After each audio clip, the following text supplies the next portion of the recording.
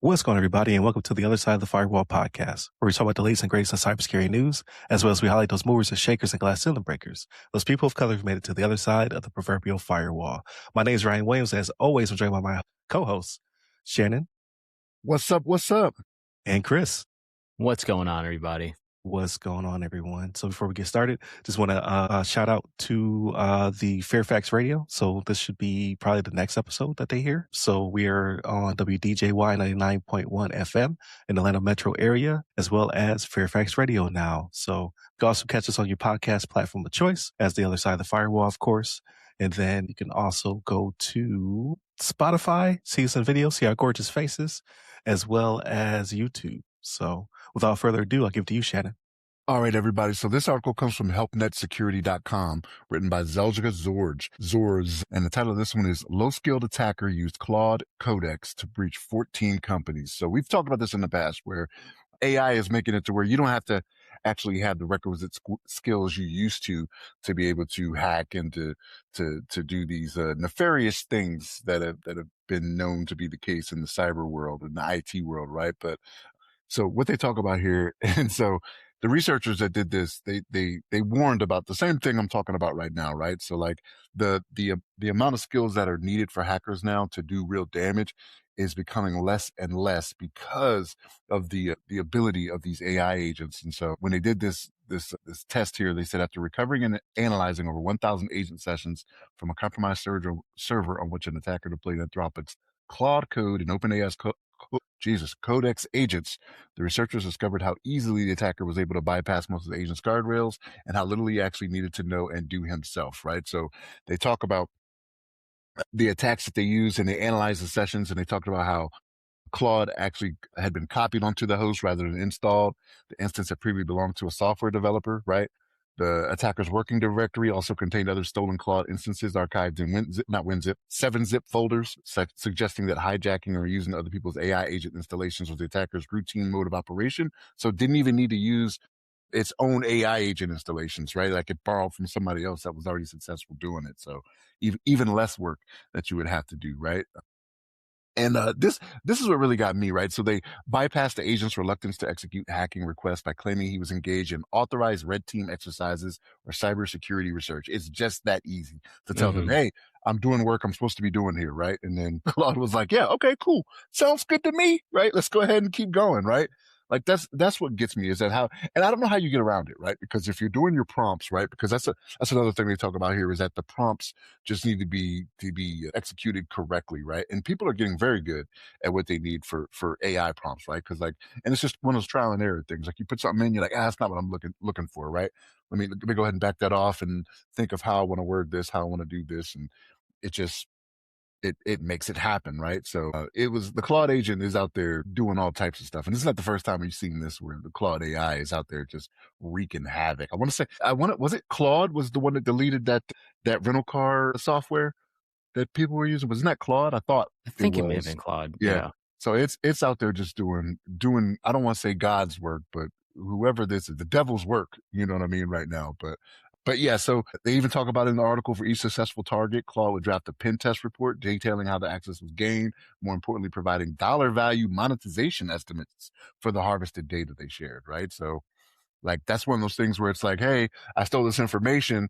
I know how much it's worth to you. Like, give me, something close to that, if not that, right? So this is wild out here, folks. Like AI is, you can't put the genie back in the bottle. I've said it. If I said it once, I said it a billion times. You can't put the genie back in the bottle, but we got to get better at protecting. And honestly, the guardrails need to be better at how they're placed on to determine what we need these things to do for us. This is supposed to be an aid. This is not supposed to be the end all be all. You know what I'm saying? But Chris, what's your thoughts on this, man? Yeah. So big thing with this, just like with AI in general, right? AI lifts up everybody else to it. And that actually puts more people at an even playing field with, professionals, right? When it comes to anything like math, writing, anything with AI, it's great that we can, accelerate our learning process. But here, like the skill floor drop for something that's in a nefarious action, right? You can, it's essentially vibe code hacking, right? So vibe code beating. Just type Oh, in dude. something on Yeah, your I was gonna use that. yeah, you get typed in something on the AI, right? Like you can vibe code a program and hey, I want a vibe code website. In this case, for the listeners, they're vibe coding hacking activities, right? What's interesting about this is AI introduced like an AI supply chain risk. The attacker actually stole an other people's agent installations, right? And then introducing essentially a new attack vector for organizations. So protect your own AI assets, right? If they're running a local AI storing keys, API keys, this can become high value targets that can get that particular adversary access to your entire cloud environment. It's crazy, right? And on the topic of guardrails, right? Microsoft, all these organizations, they publish ethical AI frameworks and stuff like that, policies and things that you're supposed to do. And as an AI organization, when the problem with agentic AI is that when you're giving these AIs like agency and access to a bunch of your internal, components, you're effectively just, especially without any guardrails, they can essentially, they're at the whim of the person that has access to that AI. Right. And I think, for red teaming type work, I mean, that needs to be a specialized, either it shouldn't be allowed on regular Cloud Code. It should be a security version of Cloud Code only, right? And it has to have a business license, if anything. I don't know, right? But there's got to be some type of middle ground. Like I know Anthropic wants to make money, etc. But there's got to be some like, hey, if you're going to be using this in a professional way, you can start using red teaming capabilities, right? But again, with manipulation of the prompts themselves, anybody can just get away with it if they just kind of trick it, like Shannon said. Like they can just say, "Hey, I'm actually a good guy doing this. Can I play the good guy, quote unquote, doing an ethical engagement?" Right? So there's just a whole, like you said, Pandora's box that was opened with this, specifically with Mythos. So with that, I'll give it over to Ryan. So to your point, real quick, to your point, Chris, like, and it's not even like they're sneaking in the front door, like we're letting them in. Yeah. Not even like it's a Trojan. You know what I mean? It's like, hey, let's go ahead and put this on our network. Let's see what we can do with it. Like they don't have to sneak in. Like we're putting them there. Exactly. So, go ahead, Ryan. No, you're good. So it's hard though, right? Like to be able to specifically tell it like to not give information because it wants to give information. This is how, like from the foundations, how it's built. So to say, okay, you cannot give this information, but to give that information, I just don't think is possible right now, which is a weird thing to say. Like, how can you build something, but you can't completely contain or control it? That's why I'm just like, I don't know where AI came from, but it doesn't seem to be the people who built it. Like, where do they find this thing? Because they cannot seem to be able to properly restrain it. But with that being said, I mean, it's really good prompt engineering. Like prompt engineering is a skill. So this person has skills to be able to dance around the guardrails like they did. But also, I would like to find out how they were able to copy this software developer's specific instance and then use it, right? Or do they have some hacking skills after all? Like, it's kind of unclear, but I do like, it's pretty clever to turn it into a pen test report. Like I can see somebody who is a consultant or assessor who actually builds these things out, right? Thinking of a clever way of tricking it into giving me more information about this person's environment and the vulnerabilities within it. And it's very clever. So I got to give credit where credit is due. This person did their thing, unfortunately. I don't even know how you guardrail that though, right? Like, how do you guardrail that to be like, don't give me the report? Or how do you verify this person is doing something lawful? I just don't think you can. That's what I'm saying. Yeah, I'm sure there is a way to better restrict it, but like the author said, researchers don't really want you to do that because then it harms everybody in that regard. Like if I'm actually a researcher, I will have issues getting to the information I need because you basically blunted the brain of this agent, where now it can't give that information without like having to dig deeper and deeper. So it's a double-edged sword at this point. But again, like, see, that's my thing, right? So like, I realize it is used as an aid, and I realize even folks that are very proficient when it comes to hacking and things like that are using it. But with the identity access management you were talking about, like, how do I verify I'm who I am? And even then, how is it just like, you could find my information on a website for the company that I work for saying that I'm a pen tester, right? So if I just say I'm Shannon working for, Right. whomever, blah, blah, blah, I'm like, all right, cool. Yes, you are. Hope your day is going well. Here's the information you asked for, right? Like, that's what's going to happen. We got to get to some kind of cyberpunk future where it's scanning retinas before it allows you to do stuff. Yeah. But yeah, I really don't understand how to stop it. I think it's just a matter of hopefully getting better tools to be more proactive to prevent it from finding exploits, which is extra difficult, especially in this day and time where we're taking funding away from cybersecurity and using it elsewhere. So it's going to be a challenge. But we'll definitely talk about that, like a little foreshadowing in the third article that we discuss. But without further ado, Shannon, I give it to you for topic 2. All right, everybody. So this article comes from Federal News Network, written by Justin Doubleday. And the title of this one is Senate NDAA proposes CMMC grant program. So I ain't mad at this, right? So Senate Armed Services Committee, they put legislation forward that would set up a grant program for small businesses and non-traditional contractors for cybersecurity maturity model certification. So CMMC compliance, right? So, and the reason I like this, right, is because the Department of War, Department of Defense, whatever you want to call it, I still say defense, they try to do their best to bring on small companies to do work for them, right? And like, when I say small, I'm not talking like 10, 15 people, right? It'll probably be 250. I don't know what the marker is between small, medium, whatever it may be, but they may bring on these small companies, to assist with things that they may need help with. And this is a way to go about further helping them. And so what they've talked about is providing $100,000 to cover the costs for doing this certification, the CMMC certification. Now, what's weird to me is that as I read through this, and it's like, yeah, we talk about giving them $100,000 up to $50 million, I believe the number was total, is what they're talking about doing. But when they did their numbers back in 2024, it was like the cost of the certification was going to be $101,000 at least, right? Now that's 2 years. That's 2 years ago, right?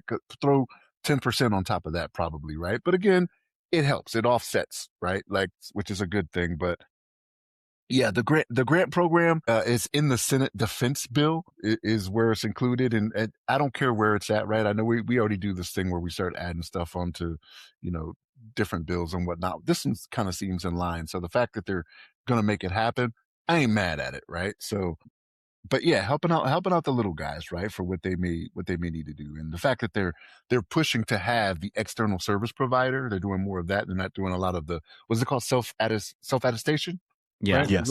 Self attestation.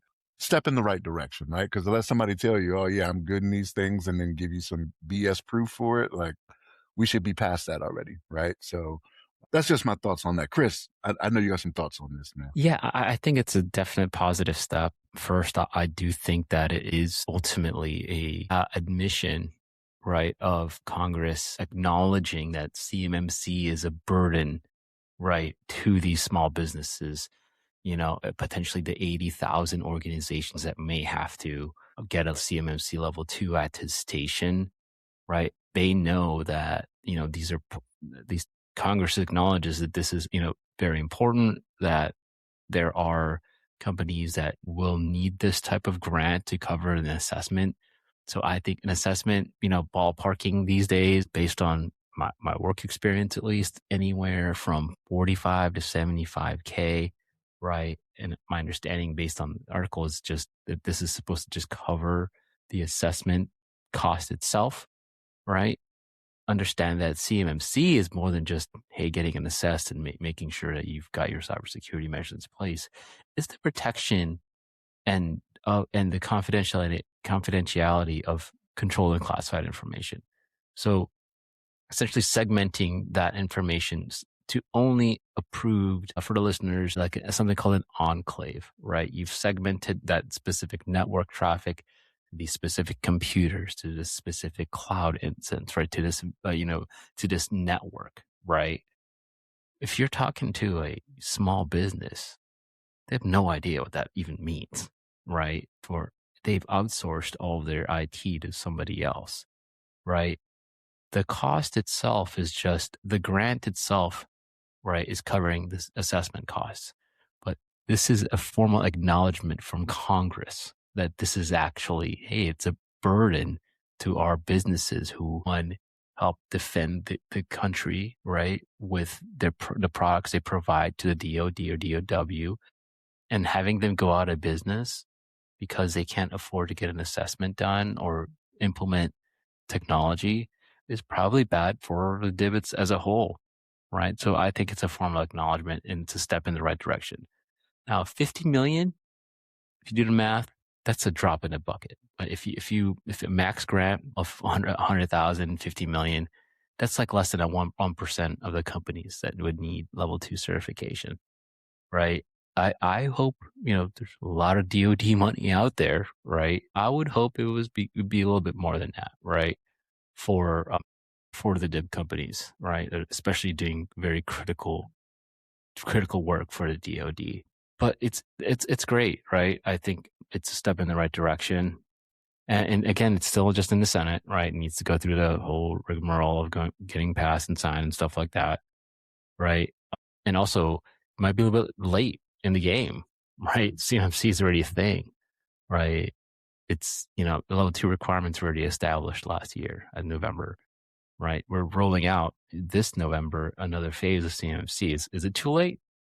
Probably. But is it a step in the right direction? Absolutely. Right. And I think, in general, grant programs for cybersecurity is a good thing, right? In general, across the industries. So with that, I'll give it over to Ryan. So I'm of two minds, right? So I agree that it's definitely necessary, especially for, I would say the lower, I don't want to say the lower tier, because it's not that the quality is lower, it's that they just don't have as much revenue or finances, right? Everybody can't be a Jacobs, a GDIT, a Booz, right? Like these huge corporations that can potentially offset this or afford it, right? You have not necessarily mom and pops, but you do have smaller businesses that require these certifications as well. So it's definitely great to see that they will have this ability. And I think not to hate on those larger organizations, but they don't need it, right? It's those smaller organizations where 100K can make or break them that will need this program.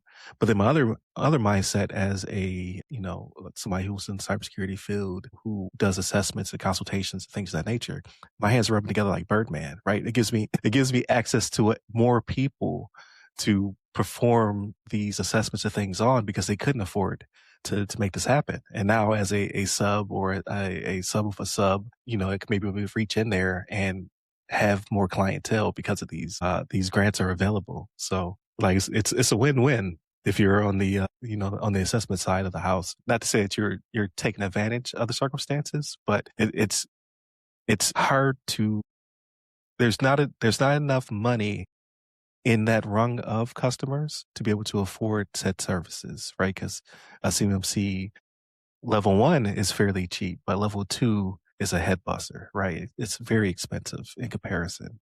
So it does prompt me to be happy for both sides as a assessor for hire, right? Like a mercenary out there. It's good to have more customers at my within arm's reach. But I think, what do you have to say about it, Shannon?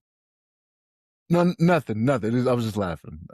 It's like Metal Gear out here. I'm like Snake. I see more availability coming my way. But to agree with Chris, like I don't think it's too late, but it's the DIB kind of slow rolled it because they were hoping that either it wouldn't have teeth or that a new solution would come out, right, to make it cheaper and more affordable. But it's already here. So you're seeing a lot of companies scramble in order to be able to bid on contracts, right? Because it's make or break now. Either you meet or you don't meet. You have to have it in order to do whatever you were doing before or to get into the game, right? If you're only have FCI level 1, you're good to go. If you have UCI level 2, it's going to hurt. And if you weren't on the ball earlier or you couldn't afford to be on the ball earlier, like this might be your saving grace.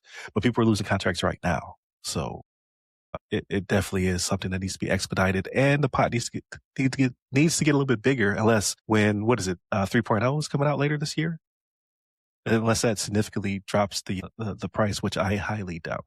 So we will see.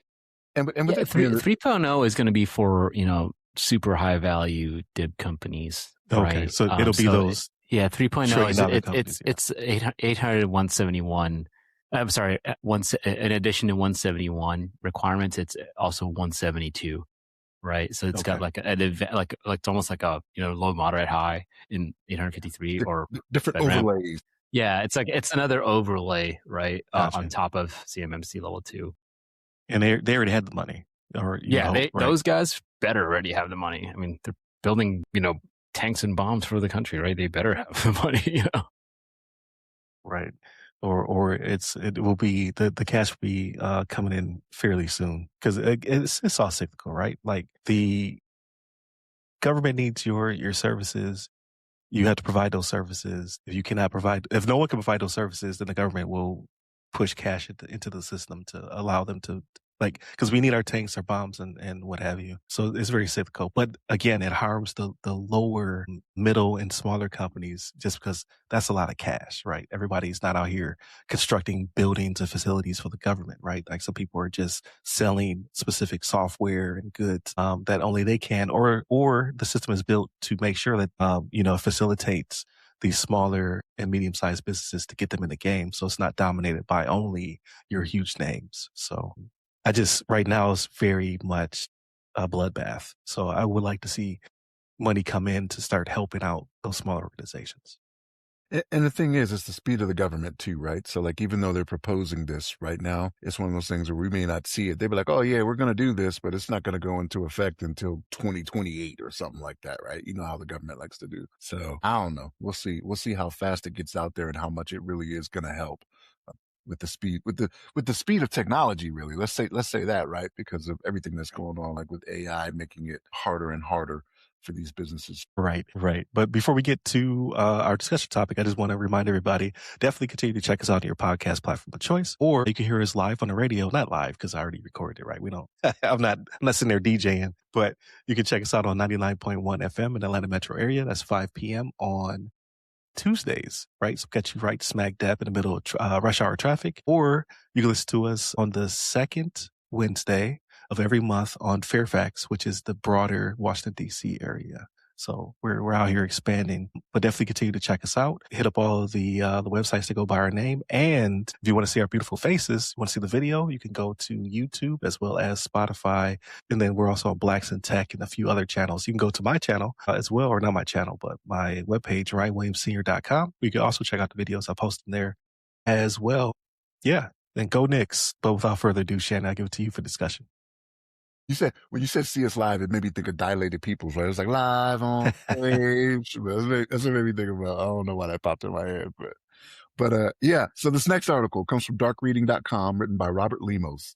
And what he's talking about here is called Stressors, AI Forcing Changes to Cybersecurity Teams, right? So we talk about this all the time, right? About how AI is complicating cybersecurity and making things harder to combat it, right? And I say that to say, when that does happen, it does also go the other way, right? Like all of a sudden you will find, you'll find a way for AI to combat going back to be the good guys, I guess you could say, right? Who can tell who's the good guys and the bad guys now, right? Some people say they're doing pen test reports when they're not. And so, they're not gray hats. They're still black hats, right? I don't know. Yeah, they'd still be black hat. Yeah. They'd still be black hat. They're out here lying to get what they need, but yeah, so what they talk about here is CISOs saying the job is getting harder and more companies still want the expertise, right? And sometimes they even want it on a part-time basis, right? They want a CISO that they're like, hey, I don't want to pay you that full amount. I know you're worth to come and do this job. I'll put you on as a part-time basis and we'll go and make that happen. Something interesting in this article I saw was they talked about how the Uber and SolarWinds CISOs, how they were prosecuted, I want to say, right, for I want to call it lapses in judgment, right, but I don't want to say lapses in judgment, but That's they how were the SEC found them to be. yeah, I know, but like I have a hard time coming to grips with it, with what the job entails, and I don't know all of the backstory on if they presented information to the C-suite, how they reacted to it, or whatever. But in this article, they talk about that was not even one of the top stressors anymore, which I would think would be one of the tops, right? Like me getting blamed for something that I'm trying to work on, and you not giving me the tools to do so. Yeah, you're the scapegoat of the company. Yeah, like why is that not a top stressor? But for them, it wasn't, right? Like they talk about it in the article where like, yeah, that's not even one of the top stressors they talk about. And I'm like, how is that not the case? Right. But what they mentioned being the top is the pressure of keeping up with security needs, latest IT initiatives, because IT is moving at the speed of light in this day and age, right? Especially with the AI deployments that are out there and things that AI is doing. And they're saying that's making the role more stressful than ever. Right. And it comes down to the CISOs being under pressure, but they may not have even the talent they need sometimes, right? With in the departments that they hire, right? Like it comes down to it sometimes where you you want to get the best people for the job and you want to pay them accordingly, but there are people that's out of your control to where you may not be able to pay them what they're asking for, right? So they go on somewhere else, right? They go to these trillion-dollar companies that can make that happen, right? That little drop in the bucket for the six figures you're asking for or whatever it may be. But you got to make do with what you have, right? You can only wait so long to leave a position empty before you're like, okay, I got to take somebody and then we'll do our best to kind of train them up to where we need to be or have them do what we need them to do, right? But there's a lot of stressors out there with CISOs and them dealing with the AI revolution is what I'll call it, right? So and the thing is they're not shying away from it. They say AI can help them, right? And it can, but again, the sword cuts both ways, right? Like it's one of those things where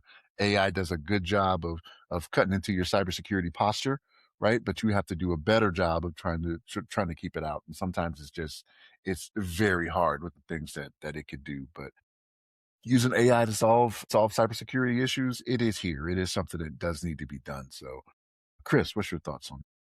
Yeah, like on the topic of AI in the article still, right? Like AI is right.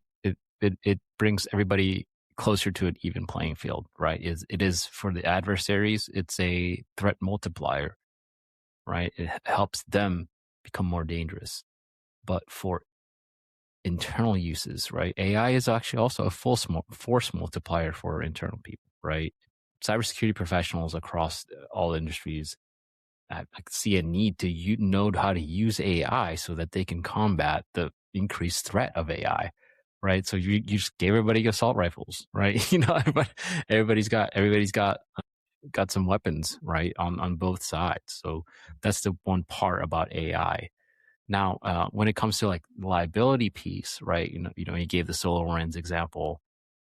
It kind of makes sense in that regard why the whole fractional CISO, part-time CISO thing came to be. Like all these CISOs are burned out, right? They don't want that. They don't want to have that liability. They don't want to be made an example of or a scapegoat if something happens. Could totally be not their fault, right? It could be a missed, log review or something, or user access review, or a user access review that was signed off but improperly done. And hey, look, there's a breach of somebody's privileged access, right? It happens, right? Right. Stuff like that happens on a day-to-day basis everywhere all the time. All right. People make mistakes, and with mistakes come, some mistakes, just happen to be more grave than others, right? And it unfortunately can cost these CISOs jobs. Now the whole fractional CISO thing is where, if for listeners, right, that just means it's essentially an outsourced CISO who has understanding of that specific company that's paying for these services, right? That you onboard them, you make sure that they are aware of the business processes, how the data flows, how things work at the organization, how information travels within an organization in and out, right? You get them all built, you get them tuned up, you get them onboarded onto your organization as if they were your CISO, but you don't pay that person on a full-time basis. You might pay them hourly. Hey, you might pay them like half time or a quarter time. of what you would generally pay a full-time CISO, right? At, whatever competitive rates and things like that. But for a part-time CISO, for somebody that does that job, right? Ultimately, the accountability, because he is or she is part-time, still fall on the company. So there's a little bit of, based on contractual language, you can protect yourself as a information security professional. So I think that there is an attractive component to that, right? Hey, I can work on a part-time basis. I don't have to, ultimately, I have some responsibility in making sure that my organization that's paying me is informed of the decisions that they make. But ultimately, it still falls on the CEO and whoever else, right? I think people do want to cover themselves, right? So there is a transformation there. CISOs are increasingly burned out, right? It's a tough job, right? I mean, we've all seen a CISO in the military just banging their head against the wall, right? Like, I don't have this, working late nights. So, and I could only imagine that on the private sector, where you've got just people understaffed, undermanned, needing to outsource things, or they've got MSPs that they need to keep in line because they've got other customers that they're serving as well, right? Based on the level of service that they're paying these managed service providers, right? So for listeners, it's people outsourced IT, right? So there's all these components and systems and networks and interconnecting processes that all have to work together, and that a CISO has to understand, right? It's extremely it's a difficult job, and it induces anxiety because if something goes wrong, it's like, it's on you, man. So yeah, it's great. These articles like this highlight this out for the general public. Ryan, what do you think? So hold on, Ryan. I'm gonna jump in here again. So a couple of things, Chris, to what you said. So, like, for me, I don't understand the want for a fractional CISO. Like, if you are the CISO that's doing it, like, you can have 2 and 3 jobs at a time and it works out well for you. But for the company, why do you want somebody that's only that is doing something else, right? That runs the risk of, okay, even though you're only hiring me for, like you said, quarter time, half time, whatever it may be, you're not getting my full attention to what you may want, right? And if you are doing that, do you think the C-suite they're gonna sign off on, okay, we take the responsibility even though we're hiring you for part-time, right? Like, it seems like they have the upper hand here. Like, hey, I'm giving you money to perform a job. Take it or leave it. I'll find somebody eventually. Affordability. But you can't afford a full-time CISO. Like, a lot of these companies are smaller. They can't afford to pay a CISO 200, 180K a year. No, so they'll pay, for $1 million. They'll pay a fractional CISO of like 40K out of that year or whatever it is. But do you think they'll take the responsibility? So, to the point, and I understand that. I understand why the companies would want to do it. Like, I'll find somebody that'll eventually take this money, right? It's just how it is. But do you think they'll want to take the responsibility? Maybe I misunderstood what you said. Like, for the CISO, if they're going to take the job, they're like, I'll only take this job if you say you'll take responsibility if something goes. That's a component of it. That's a component of it, right? But still, as an outside entity, right? From the fractional CISO's perspective, they're outsourced, right? Like, if that's in the contract language, that, hey, look, any adversary or any stuff will be deferred down to your cyber insurance, right? Because that's what you pay for cyber insurance for, right? But even with cyber insurance, remember, there are things you still have to be doing. You still have to be doing. Yeah, absolutely, right? Absolutely. Yeah. But that's what I'm saying. Like, it accounts for the stuff that you cannot control as a CISO. Like, if you're a fractional CISO and it's like, hey, I didn't advise on this at all. I'm here part-time. I wasn't there. Right? You have that, like, a reasonable doubt. What do you call it? I forgot what it's called. You can wiggle room. Yeah, we have that wiggle room versus if you're there full-time.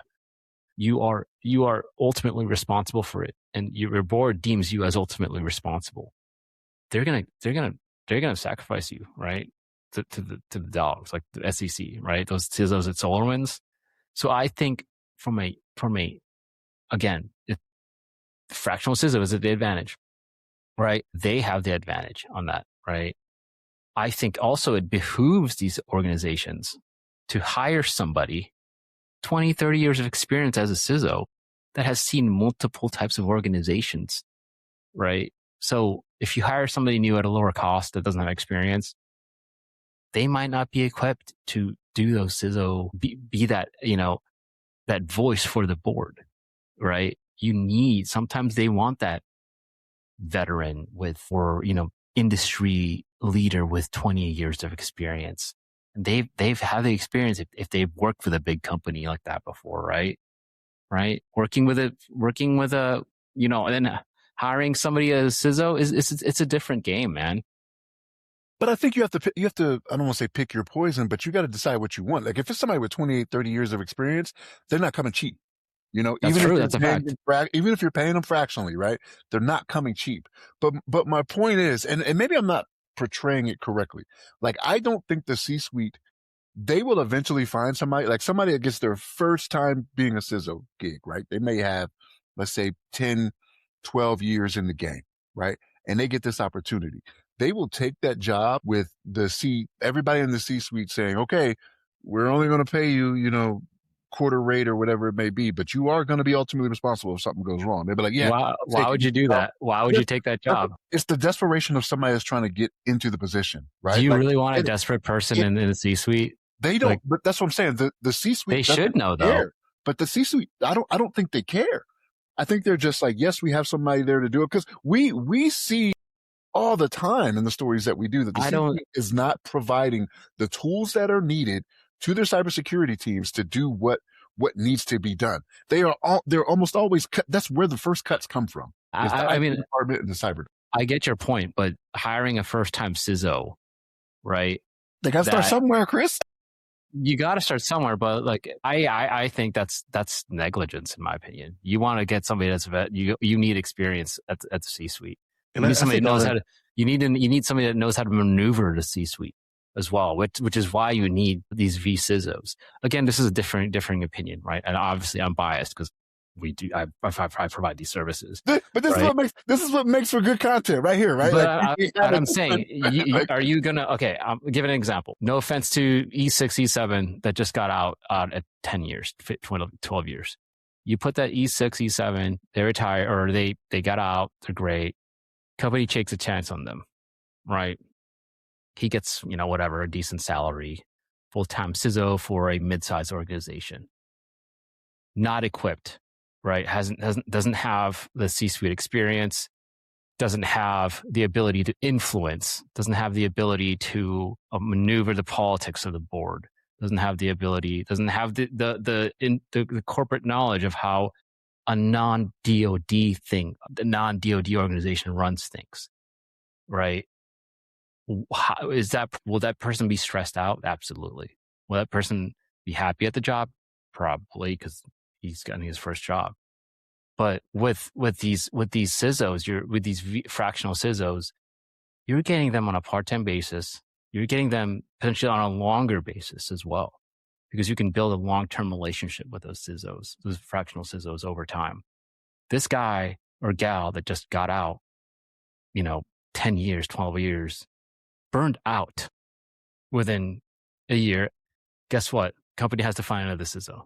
And that's the problem that's happening, right? Like these CISOs are getting burnt out. They're getting burnt out, especially if they're inexperienced, man. They're going to be in a world of hurt, I think. You're speaking about it like we all would from the security perspective, and that's not. So this is kind of like when I'm on the DoD route and you guys are in the civilian world and you're telling me how it really is. Like you're speaking on it from a security standpoint of this is the way it should be. But when it comes to the C-suite, they're worried about saving money and they're worried about. That's correct. But like saving money, the cheapest option, there can be a balance. You can find somebody that has a little bit of experience and you can pay them a little bit less, but 28, 30 years of experience, they're like, nah, my services don't come cheap. And they may be like, I don't want to pay. That's a fair statement, but I'm just saying, you're going to get that guy for longer or gal for longer versus, hey, this guy hates his life here in 6 months. We got to find a whole nother CISO, get him trained up. Right. Right. To play devil's advocate, Yeah, I was gonna say, to play devil's advocate though, that E6 or E7 who's transitioning, their resume wouldn't make it through the ATS system, so they wouldn't have the job anyway. They wouldn't make it. But that's also a thing, right? When you're doing these hiring, right, Shannon, you got to be qualified to do it. You got to be qualified to do the job. And I get what you gotta have the experience. Like, you're not going to give I'm sorry, man. Like, you're not going to give somebody that's done a system administrator job for 6 years a CISO. There's just no way. So it doesn't work like that. I'll say this, and I understand the guy was a unicorn, but like when I got the job I'm in now, the first ISM, and I realize it's not exactly the same type of thing, but the first ISM we had was a former Navy guy. He only did 8 or 9 years. The guy was a unicorn. Like, he was very good at what he did, and he spent his whole career doing it. Like, was a very, very good. He caught a lot of heat because he was so young and he was a department lead, so people like they were kind of, I don't want to say disrespectful to him, but they wouldn't listen to him, and he'd be like, okay, well, here's the facts on why you can't do what you do. And I get that's a unicorn, right? Like, in the Navy, like, you guys have to do, like, you're on your own city when they send you out there floating, right? So you got to do a lot of that, like figuring it out and that route, that way, right? So an ISM isn't a CISO though, man. No, I get it. I get it. But what I'm saying is that there are times, but he was very good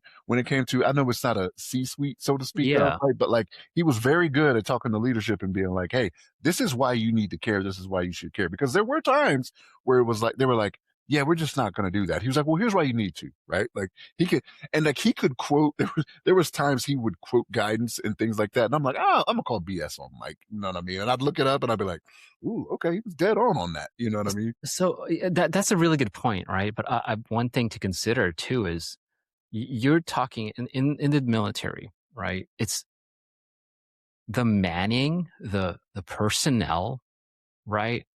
In general are fixed. Unless there's, S1 that decides you're getting these billets. So, like, for the listeners, a billet is like a position in the military, right? For those specific people.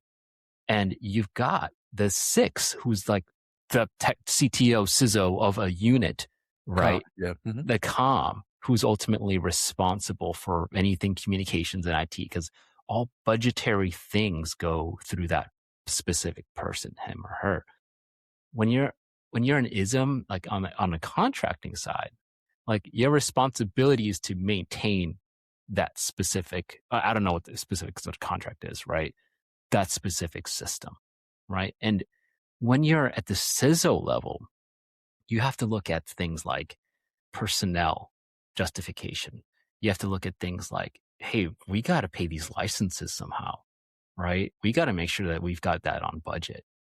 Right, we've got these cloud costs that need to be taken account of for. Do we scale up some more? Do we create more elasticity in the cloud so that we can pay more during uptime, or however you want to talk about it, right? You've got to do all this stuff that's not IT. So right? he was. Maybe I didn't say it. He was the IT department lead. Like, that's correct. What I did. I think I did say it because I was talking about how, like, the other leads, like, didn't respect him because he was so young.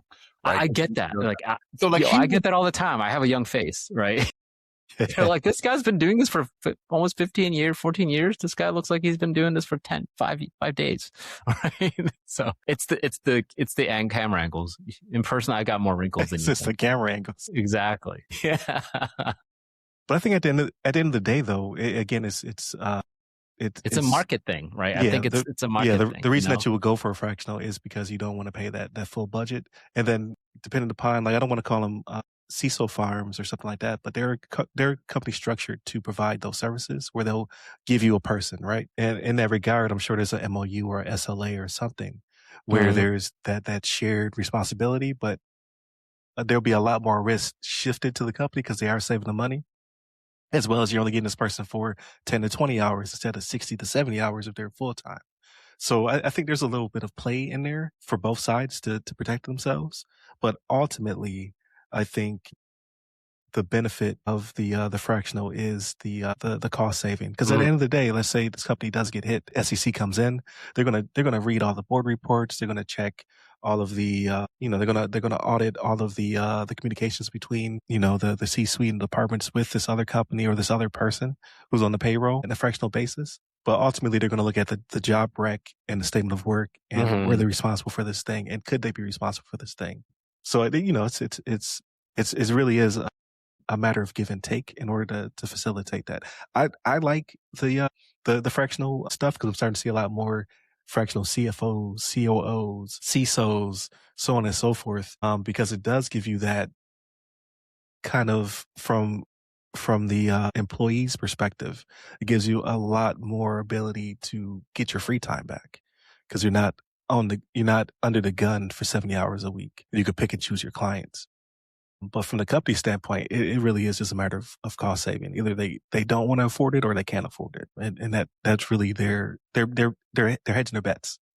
It's like leasing a F8 competition BMW, right? Like you're not going to be able to afford that, like for most, but you can, get it for part time, right? Because you got so many miles with it. It's like leasing a luxury vehicle. Yeah, no doubt. So one day I would like to be that luxury vehicle. That's right.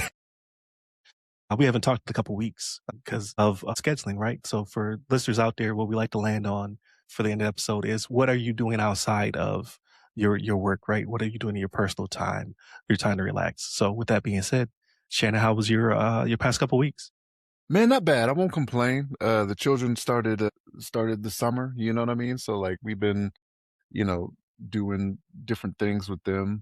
I had a daddy-daughter day not too long ago with my daughter. My wife had an event she was doing for work. And so because my daughter is home from school, right? My older son works. My other son, he's enjoying the summer. So there are times I wake up to go to the gym in the morning. It's like 3:30 in the morning and I hear his TV going and him laughing. And I'm like, you stayed up all night. And then come dinner time, he ain't hungry because he ain't worn awake. out. Yeah, he's like, go up to his bedroom like, hey man, it's dinner time. And he's just laying down like, I'm okay, I'm not hungry. Like, no, it ain't that you ain't hungry. You just been sleeping, man. Like, like he's living a good life, right? So he could do what he does. But yeah, the daddy-daughter day was a fun time. The wife and I went out. We did a couple different restaurant experiences. We did this thing called the cheese wheel experience. We went to this restaurant where they have this big Italian, I think it's Italian, cheese wheel, and they dump like pasta, like hot pasta in it, and they do cheese it up.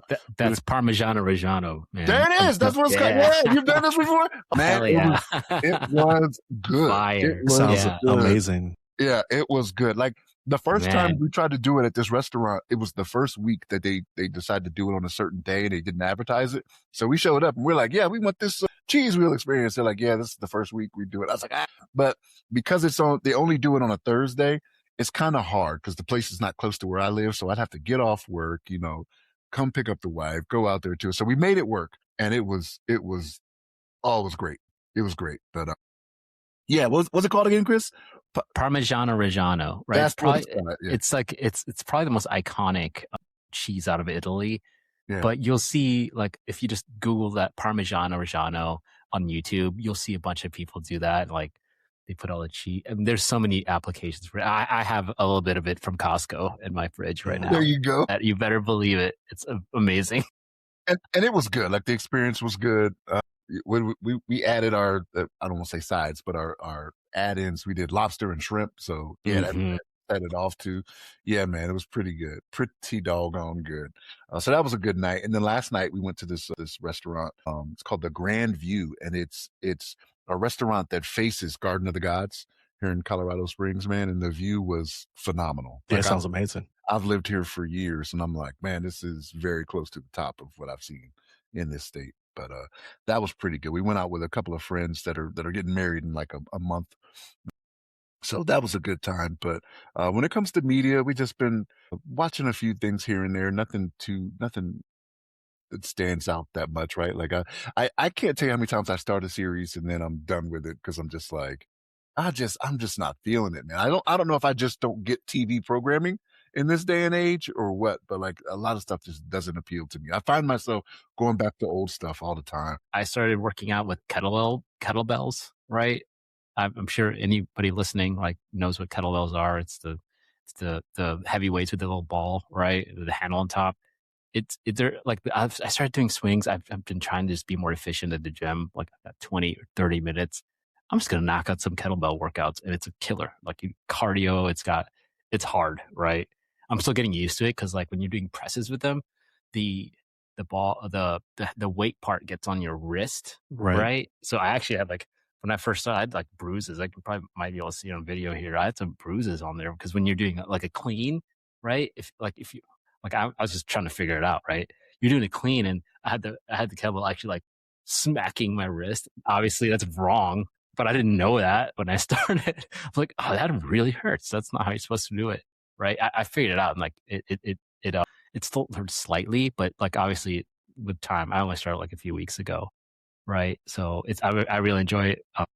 It's like the only thing with kettlebell, right? Like you don't have like a bench press component, right? You don't have like you have like the deadlift component to it, right? From the swing, you get those muscles activated, right? Pretty much everything else I would say, except like, chest, because that pressing motion, you need to bench and like heavier weight. But that's about it. But for the most part, I love it. I just do push-ups now. Like I don't need to bench more than 135, 155 anyway at my size. So I'm happy. You saw the meme. It has to be 310. Yeah. 310? So it's got to be 310. Yeah, no way. Not anymore for me. I'd rather be. I can still do a good amount of pull-ups. So I'm happy about that. Right. So as long as I'm fit for life, that's what I care about. But then on the media side, I've been watching anime. Right. So actually, Jujutsu Kaisen, right? I remember sending Shannon on chat about the difference between animation with like Jujutsu Kaisen versus Invincible, and it's night and day. The level of the fight animations in Jujutsu Kaisen are just incredible, right? So I finally finished the third season, which is the latest season. It came out, I think, earlier this year, but I finally got caught up with that. Amazing. There's some really cool references to pop culture, actually in a lot of Jujutsu Kaisen, right? If you've seen it, but this one had a very obvious one. I won't say anything, but it's from one of the Tarantino movies, right? So it's very, very well done. But yeah, I've been enjoying some anime.